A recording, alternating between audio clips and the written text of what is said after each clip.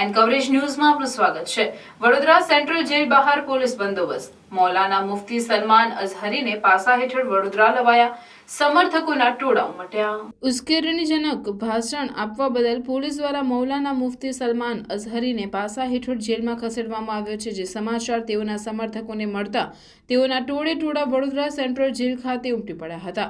ગત ડિસેમ્બર મહિનામાં મોડાસામાં ભડકાઉ ભાષણ કરવા મામલે મોડાસા પોલીસે મૌલાના સામે ગુનો નોંધી ધરપકડ કરી હતી। જે બાદ મૌલાનાને સાબરમતી જેલમાં રાખવામાં આવ્યો હતો, જ્યાંથી ગુરુવારે રાત્રે ચુસ્ત પોલીસ બંદોબસ્ત સાથે મૌલાનાને વડોદરા જેલ ખાતે ખસેડવામાં આવ્યો હતો। મૌલાનાને વડોદરા સેન્ટ્રલ જેલ ખાતે લાવવામાં આવ્યા હોવાના સમાચાર વાયુ વેગે તેમના સમર્થકોમાં ફેલાઈ જતા વડોદરા સેન્ટ્રલ જેલ ખાતે મૌલાનાના સમર્થકોની ભારે ભીડ જામી હતી।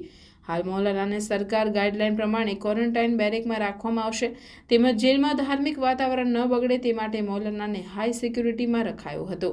મૌલાનાને વડોદરા સેન્ટ્રલ જેલમાં લાવવામાં આવી રહ્યો હોવાની તૈયારીના ભાગરૂપે રાવપુરા પોલીસ દ્વારા સાવચેતીના ભાગરૂપે જેલ બહાર કડક બંદોબસ્ત ગોઠવવામાં આવ્યો હતો। अन्य खबरों के लिए चैनल को सब्सक्राइब कीजिए। खबरों का नोटिफिकेशन पाने के लिए बेल आइकॉन को जरूर दबाएं।